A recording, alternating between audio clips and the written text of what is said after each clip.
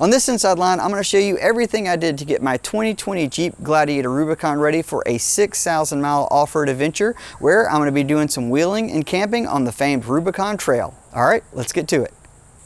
So my goal here isn't to bedazzle you with a ton of parts. What I want to do is showcase a handful of things that I've done to make the Jeep a little bit more reliable, and some of the things that I have found that are very helpful for me for any type of camping or really cross-country adventure. I've taken this Jeep on a lot of adventures, driven it everywhere I go, Moab, Windrock, you name it. And a big part of this whole, deal and everything that I've done to this Jeep really up to now has just been to try to make it more reliable. Now I want to go ahead and get this out of the way. Anything that I mentioned today that's a part, I will have a link in the description. These are not sponsored links. Buy this part from wherever you want, but if you want to know what it is, I'll at least give you one option so you can see how much it costs, what it is, and all that good stuff. The first thing I want to talk about is a big change that I made under the hood of this Jeep. Now, all 3.6 liter at least up to now, Jeep Gladiators come with two batteries from the factory. There is a small one that goes underneath this fuse box down here, and it is just used for auto stop start. So when the vehicle turns off, it is the battery that's kind of keeping things going, and then you have a main battery. I had an issue on my other Gladiator where the small battery was pulling down the big battery. I did a little research, and turns out if you don't use auto stop start, you can just ditch that battery and go single battery. Now, I don't live in a town with a lot of stop and go, so I don't really get the benefits of auto stop start that much. A lot of my commutes are really short, so I said, you know what? I feel like this is gonna be a more reliable option to go to a single battery, and that's what I did. Now this is a Duralast AGM battery. So AGM batteries are what come in these things standard. AGM got their big popularity push from like Optima and Odyssey and that sort of deal. This is a larger series battery than what came in this stock, and it's got about 80 amp hours, I believe, is what this one's set up to. So it's a little bigger. It actually is physically larger than what came in here stock, and all you have to do is remove a little piece of plastic right there. It literally just comes out with your hand, and it bolts in, attaches to the stock location, and that's your battery upgrade. As I said, I don't have the small battery anymore, so I run that power lead right here, and then the ground is actually just taped up. Now, if you have a newer Gladiator, what I've been told is you can no longer just tape up the ground, that you have to reattach it here, but you can still do the single battery upgrade. The big thing to note here is your auto stop start, from what I understand, will not work. Now, I don't use auto stop start. I keep it off with the taser, so I can't speak to that, but I can say I like having the larger battery. It seems more reliable, and this has been perfectly fine. It's about 230 bucks for this. There's AutoZones everywhere. It's got a good warranty. I've had good luck with AutoZone batteries, these Duralast ones, so that's how I have it set up. As you see here, I have two power leads coming off of it. This is one with a fusible link, and all that's for is I have key on power to, I'll show you, or it's not key on power, I have continuous power set up at the very back of the Jeep. Nothing terribly fancy here, just a weather tight plug. So if and when I need some power in the back, sometimes I put the cooler back here. That's how I have it set up. And I like having the bigger battery for the cooler setup. For when I'm using the cooler, it's very helpful for that. I feel like I can go the weekend and not worry about a dead battery. All right, let me jump to more power that's inside of the Jeep. Now, something I get asked a lot about for these adventures is what do I do for power? I like to film all this stuff, and I really enjoy documenting it, but the cameras burn up batteries. And typically what I use is this guy right here. It is the Delta Mini. It's from a company called EcoFlow. I've had this thing for about a year now, and I really like it. It's got USB ports on the front and the back. It's got AC ports and a DC plug, like a cigarette lighter adapter basically, and it can keep a fridge going for a couple of days. It depends on how full the fridge is and how hot it is, but it's very good for that. It can recharge in about 2 hours from a AC outlet, so if you can get power to it that way, it's great. I've got a solar panel that's kind of feeds this thing pretty efficiently, and I can power it back up at about 100 watts from just plugging it into the car. And its big goal for this trip is to keep this cooler going. Now this is a 50-liter fridge from Rough Country. Now I've had a ARB fridge for years, and I really wasn't looking for another fridge, but I stumbled upon this one and I was like, you know what, this is going to be a really good upgrade, and let me show you why. So what makes this fridge unique? It does have a nice reversible handle set up here, the lid's open, it's easy to use, all that stuff's great. They've got a lot of really good fridge freezes out there. What I really like about is this, and I had not seen this before until I saw this one. So if this exists in other fridges and stuff, color me just, I didn't know, but this is awesome. It is a rechargeable battery, so you can run this thing without having to have a power source. And for me, that is awesome. I did do some research. You can find, you can actually get replacement batteries of these are about 150 bucks. So you could have a few of these things and not have to worry about having a power system right here.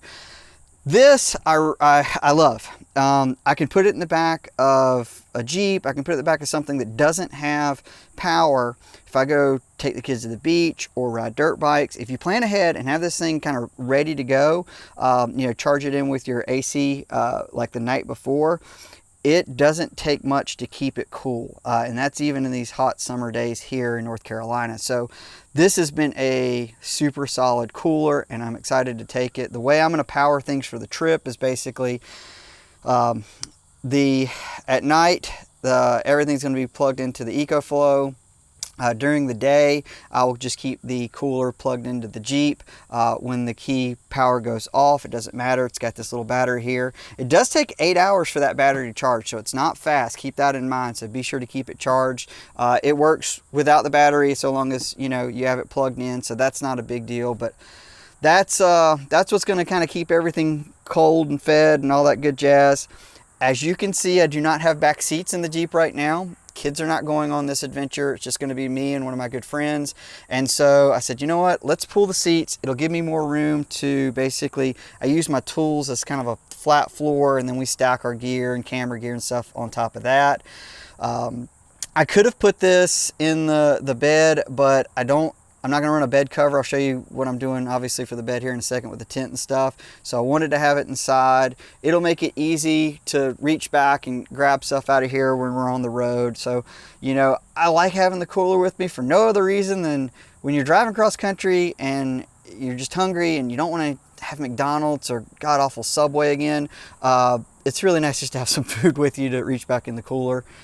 This bag right here, spare parts, first aid kit right there. Fire extinguisher is going to get remounted, but it's kind of sitting there for now. Got some big wrenches. Hopefully, you know, enough tools and tool bags that I've been running out of. Actually, I've had this little tool set with me since my first ultimate adventure. That was in 2007 when I was back with Peterson Froling Off-Road. So kind of a little of a, like a good luck charm maybe box. But that's rough configuration on how that is. Now let me show you some of the practical stuff that I've done for the bed. Okay, here are the two most important seats I always bring with me, especially if you have kids, you're gonna want these. This guy's just a little collapsible stool. It's been great. It's really a handy thing to have when you're on the trip, especially when all the kids want to sit on the back of your Jeep. That's the dad stool. This is great for kids. Now, it's funny, it's like all these channels talk about all the scotals and stuff you need for going off-road, but never talks about like what you got to do if you got poop. Well, I got kids, so they're constantly like, Dad, I got to go potty. So I've got this little stool here, and I'll give you the link to it. And the easy way it works is you put this on the stool, and this is what keeps the trash bag in. And the key with this, to make this work, I get these 13-gallon trash bags with the Clorox in them, and then you put a little kitty litter in the bag before they go. That really helps with things. And then you tie it up, and then I use a dry bag that's about 10 liters, and I stuff everything in that, and then you dump it all, then you clean out your dry bag. You know, where we're going on the Rubicon is just a bunch of granite, so no one's going to be like burying their stuff anywhere. So that's you know, I feel like not everybody talks about it. Everybody poops. It is what it is. So this is this is the setup for that. It's really good for kids too, because you can keep, unlike a big cassette toilet, like you can just, it breaks down flat, so I can just toss it anywhere. It's not a big deal. Now let's talk about less disgusting things, and that is my setup in the back. Now, if you've been watching the channel for a while, you know my plan is actually to swap out the bed. I have a Mitts alloy bed that's coming for this thing, but it just didn't get here in time for this trip. So that means I got this giant 40 robbing all of my space back here, but it is what it is. I've got about 5 gallons of water there. That's just for cleaning hands and things like that. That container contains a lot of oil, so that's engine oil. I've got JB Weld in there. I've got things to mend, RTV, got funnels for my 5 gallons of fuel that you need. I also have brake fluid in here. Basically enough fluid to at the very least get this Jeep off the trail. That bag is all of my buddy's ground tent set up. So that's basically his camping configuration, which admittedly takes up a lot less room than this giant rooftop tent. This is just a Harbor Freight 5 gallon tank. I found that it works very well. The big thing, you just got to swap out the actual lid for it, and the lid, other one I had leaked a lot. This one does not. I'll put a link in for what I got for that one. And this little bag right here is just recovery gear. So nothing big deal. I can grab this bag pretty easily. Obviously you want your recovery gear to be pretty efficient to get out. I get questions about this rack, so I'll mention again, it's an AA Products bed rack. I chopped it down to work for the Gladiator. It's universal. The thing I warn everybody about, if you put this thing on your Jeep, it is going to leave these impressions here, and it's going to make it very difficult, if you ever put a bed cover on here, to keep dust and water out. So if I had to do it over again, I don't know if I would have done this, but I've already got the impressions here now, so I still use it. And you know, it holds. I've got an ARB Simpson Series 3 tent that I use on the back of this thing. It's, you know, I'd like to get a different tent that opened up a little bit faster, and more than anything, I want to get a tent that I don't have this garbage anymore. I hate the giant cover that goes for it, mostly because my kids like the tent, not for camping so much. When we go out to the beach, it's really nice to have this tent set up, and this thing just sits there and fills up with sand. So I don't know, eventually I'll do something. We don't camp that much, but we use the tent a lot, so it's hard to justify, you know, another rooftop tent, but we'll see. For this trip, it's going to work out perfectly fine. I've used this thing plenty. The way I have it set up, I just got a sleeping bag. It's only going to be like 50 degrees at night, so it should be great camping weather. I put a sheet over this foam mattress topper. This is great. Again, I'll link it. And then this is the regular one. I don't know, I'm a little dude. I just like as much comfort as possible, and so I just put this on here. The kids really appreciate that, so you got plenty of room. This thing's been great. I've had this tent for like 6 years. No mold, zippers still work fine, no bent poles. It's big, it's bulky, but you know, it's really good for what it is. I'll discuss, I guess, this stuff. So this is just dry food storage. This bin right here, very good in terms of sizing for under here. It houses my Via Air compressor. I got a 400P I keep with me and works perfectly fine. I believe that's the 100% duty cycle one. And we put cookware and stuff like that. I'm not much of a cook, but again, my buddy that's going with me is, so I'll get to live it up because of that. The most recent modification that has been sizable is I swapped out the shocks to a set of Fox 3.0s. I actually just swapped those out, and then I went up to Uwharrie National Forest with my daughter, and we did kind of like a daddy-daughter venture. And you know, I wanted to make sure that if it was rubbing anywhere or anything new, because I got a little bit more travel with these, everything was okay. But all right, I got more packing to do. Just wanted to give, before I got everything all stuffed inside or anybody could see anything, I figured make a quick video to let everybody know how I kind of set this thing up. Some really basic modifications that make life on the trail much easier and more efficient. And hopefully I don't need to do anything but pop open the cooler on the trip and keep that tool bag zipped up. So we appreciate you watching, and yeah, hope to see you on the trail soon. Take care.